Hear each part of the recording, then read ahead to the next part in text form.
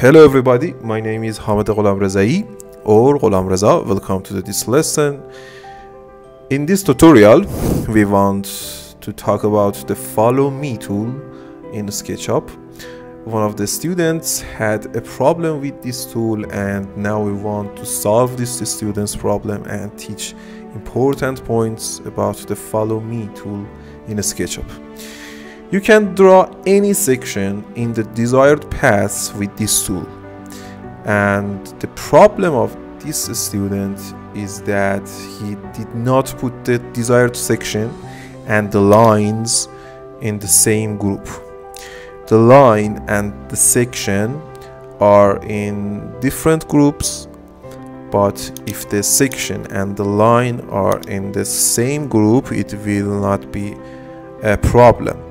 In the following video, we will see that by placing the desired section and lines in a group, we can make the best use of the Falumi tool.